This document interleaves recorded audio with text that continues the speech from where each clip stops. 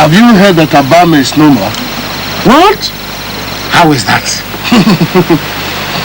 Abame has been wiped out. It is a strange and terrible story. If I had not seen the few survivors with my own eyes, or heard their story with my own ears, I would not have believed. Was it not on Eke that they fled into Umuofia? Yes, it was a great tragedy. You see, 3 months ago, on an Eke market day, a band of fugitives fled into Umuofia. Some of them were sons of the land whose mothers had been buried with us.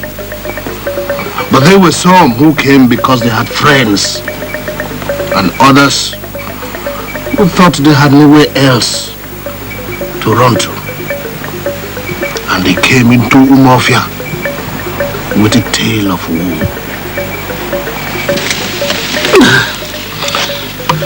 During the last planting season,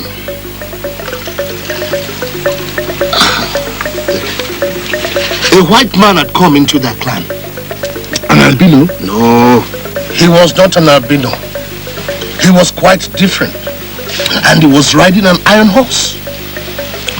Oracles had said that a strange man would visit their clan and spread destruction.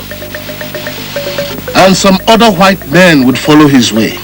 And the first white man was their harbinger, sent to survey the terrain. But the people did not understand the man's language. And worse still, they thought that his iron horse would run away. Then they killed the white man and hung his iron horse on their sacred silk cotton tree. For many market days, nothing happened, even after the planting season. Then, they used to have a big market on a 4 market day in Abama. That is when the whole clan gathers together. That was the day it happened. A white man and a number of people surrounded the market. They must have used a very powerful medicine to surround the market without the people even knowing until the market was full.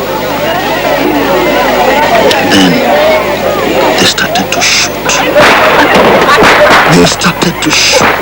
Everybody was killed except the old and the sick who were at home. And a few who were very lucky because their chi were wide awake. It was a terrible day. And where were all the men? They would have come out of their houses and taken up arms in defense of their fatherland. What were they living for if they could not shed the last drop of their blood in defense of their wife, their children? Why must a man turn into a woman in the face of such a force that threatens his very existence, his culture, his integrity, his stability? The clan is completely empty. They deserved it. They deserved it because they had no pride to defend even their own fatherland, even their children. Even the sacred fish in their mysterious lake has fled, and the lake has turned the color of blood. A great evil has come upon their clan, as the oracles have warned. Never kill a man who says nothing. Those men from Abame were fools. What did they know about the man? I'll tell you a story. Mother Kite once sent her daughter to bring food. She went and brought back a duckling. "You've done very well," said Mother Kite to her daughter. "But tell me, what did the mother of this duckling say when you swooped and carried away its child?" It said nothing. It simply walked away, said the daughter. "Then you must return the duckling," said Mother Kite. "There is something ominous about the silence." And so Daughter Kite returned the duckling and took a chick instead. "What did the mother of the chick do?" asked the old kite. "It cried and raved and cursed me," said the daughter. then we can eat the chick. There is nothing to fear from a man who shouts. Those men from Abami were fools. Yes, these men were fools because they had been warned that danger was ahead. They should have armed themselves with their machetes even when they went to the markets. They have paid for their foolishness, but I'm greatly afraid. Afraid? Yes. Why? You see, we have heard of white men who made those powerful guns and made those strong drinks and took away slaves across the seas. But we never thought that those stories were true. There is no story which is not true. The world has no end. We have albino amongst us. What is good amongst us may be an abomination with others. Do you not think that they came to our clan by mistake?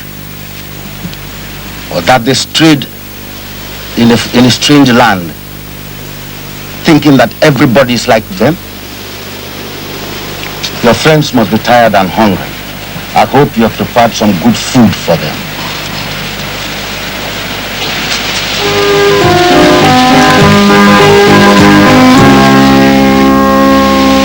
May the years pass away fast so that we can go back home to Umofia and our people before we grow old.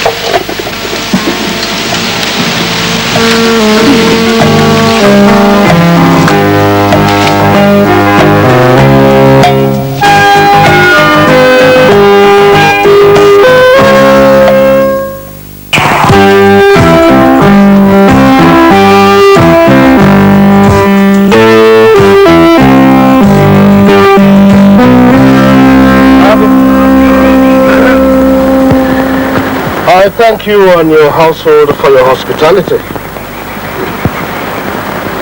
I'm very glad to see that you have settled down. My visit is to see how you are with your family and to bring you some good news. The elders of Umofia and all our people remember you. You think of your welfare and that of your family. I thank them. I think of them always. The elders and the people of Umofia. You see those 2 bags in your room? They contain money from your yams. I sold the big ones as soon as you left, and later the smaller ones, and gave the rest to sharecroppers. I thought you would need them, so I brought the money. Who knows? Maybe someday some green men will come into our clan and shoot us. God will never permit that, America. America, I don't know how to thank you.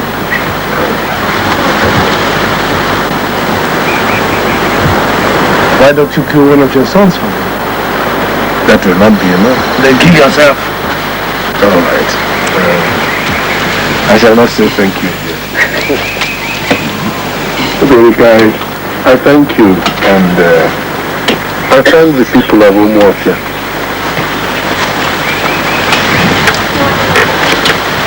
America,